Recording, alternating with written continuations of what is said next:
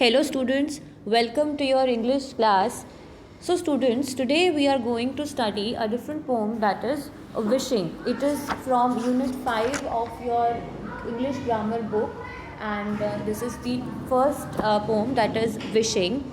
This poem has been written by Ella Wheeler Wilcox, and she was an American journalist, author, poet, and her poems are quite popular even today and largely expresses optimism and cheer in simple words. Simple words मतलब यहाँ पे है कि इनकी जो poems होती हैं बहुत सिंपल वर्ड्स में एक्सप्लेन्ड होती हैं and there is no complexity in it, and इनकी पोम्स काफ़ी पॉपुलर भी हैं. So let's begin the poem. And before starting with the poem, let's read the question that she is asking first. If you were told that you have to make 3 wishes about important things in your life, what would your wishes be? And write down your wishes. So अगर आपको मौका दिया जाए life में कुछ wish करने का, तो आप क्या विश करोगे? ऐसी कौन सी 3 विशेज़ आपकी होंगी और उनको आपको अपनी कॉपी पे लिखना है. ओके, सो ये आप अपने लेवल पे सोचिए कि आपकी क्या विशेज़ होंगी. So let's begin with the poem first. So before starting it you need to know, जब आपकी पोम्स कुछ स्टैंजाज में डिवाइडेड होती हैं and each stanza has 4 lines, then that type of poem is called quatrain. So क्या बोलते हैं उसे हम? Quatrain. When you have 4 lines in every stanza, that is called quatrain.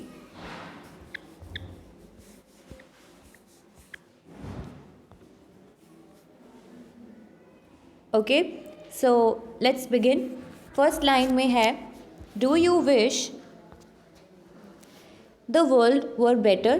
क्या तुम विश करते हो, सोचते हो कि वर्ल्ड जो है वो बेटर हो? ठीक है, आप जिस यहाँ पे पूछा जा रहा है कि क्या आप विश करते हो कि वर्ल्ड बहुत अच्छा हो, तो let me tell you what to do. मैं बताता हूँ कि तुम्हें क्या करना चाहिए.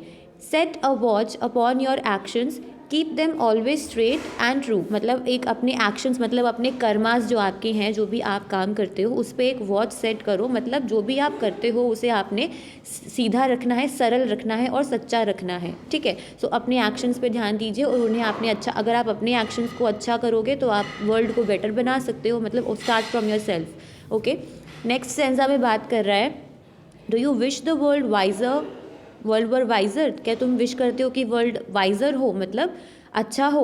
Well, suppose you made a start. मान लो तुमने ही स्टार्ट किया, उस अच्छाई के लिए तुमने ही स्टार्ट किया. तो बाय एक्यूमुलेटिंग विजडम, कि जो आपका नॉलेज है, आपका एक्यूमुलेटिंग का मतलब यहाँ पे है कलेक्ट करना. ठीक है, एक्यूमुलेटिंग का मतलब है कलेक्ट करना. सो बाय कलेक्टिंग योर विजडम, कि in the scrap book of your heart, कि क्या तुमने अपनी विजडम, अपनी जो विजडम का मतलब होता है बेटा ज्ञान, जो भी नॉलेज आपका है, कि क्या तुमने अपने नॉलेज को इकट्ठा करके अपनी एज अ स्क्रैप बुक अपने हार्ट में किया. इफ़ नो, तो फिर आप कैसे वाइजर बना सकते हो वर्ल्ड को. ठीक है, नेक्स्ट आपका जो स्टैंजा है इसमें कह रही हैं जो आपकी पोएम है, पोएम की जो ऑथर हैं, do not waste 1 page on folly. मतलब एक पूरा पेज आप एक गलती पे वेस्ट मत कीजिए. फॉली मतलब आपका मिस्टेक, फॉली का मतलब होता है mistake. Live to learn and learn to live. मतलब लिव टू लर्न का मतलब है कि जो जब आप जीते हो तो जीते समय अपना लर्न करना सीखो. ठीक है, लिव टू लर्न, ज्ञान को प्राप्त करने के लिए जियो. ठीक है, एंड लर्न टू लिव, और जब तक आप जिंदा हो तब तक आप लर्न करते जाइए. ठीक है, so try to learn always in your life and learn till your death. Okay, if you want to give men knowledge, अगर तुम लोगों को नॉलेज देना चाहते हो, you must get it ere you give. ere का मतलब यहाँ पे दिया हुआ है, you must see in the difficult words here. इसका मतलब होता है before. So you must get it before you give. तो मतलब जब आप किसी को नॉलेज देना चाहते हो तो उसके लिए आपको उससे पहले खुद लेना पड़ेगा, तभी आप दूसरों को दे पाओगे. Clear? So in the next stanza, do you wish the world was happy. क्या तुम विश करते हो कि वर्ल्ड जो है वो खुश हो?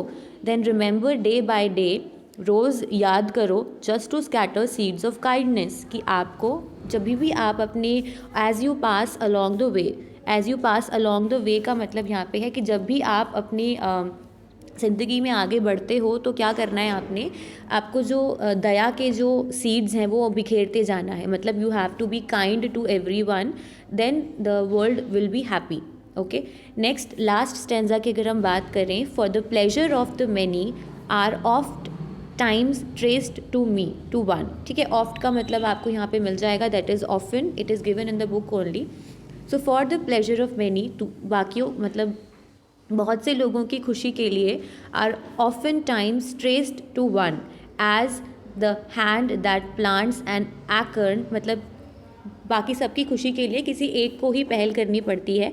जैसे कि जो हाथ एकॉर्न के बीज बोता है, मतलब एकॉर्न एक पेड़ होता है, जो उसे बोएगा वही जो है उसे सन से शेल्टर मिल पाएगा। ठीक है, so only the person who plants acorn will get और will give the shelter armies from the sun.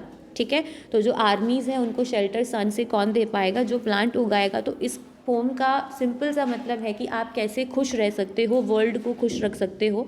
So it's a wishing from a person, and the poem was written by Ella Wheeler Wilcox, and I think the poem is very clear and simple in meaning. Still, if you have any doubt, you can ask me. There's one more thing that I would love to tell you is the pattern used in the poem. Okay, so the quatrain, मैंने बताया आपको कि जिसमें हर stanza में 4 lines होती हैं, उसे क्वार्टरेन बोलते हैं और उसका एक पैटर्न होता है। In this sentence rhyming words के according if you see, better has no rhyming word here but do has, do, true, start, heart, live, give, day, way, one and sun. Okay, so as you can see that there are rhyming words with the second and the fourth line of this quatrain. So the pattern here is A B C B. Okay, A B C B, क्योंकि जो B को repeat इसलिए किया because जो second और fourth line है वो कैसी हैं, राइमिंग वर्ड्स के साथ एंड हो रही हैं। So that's it for today. In the next class we will discuss the question answers of this poem. Thank you so much, that's it for today.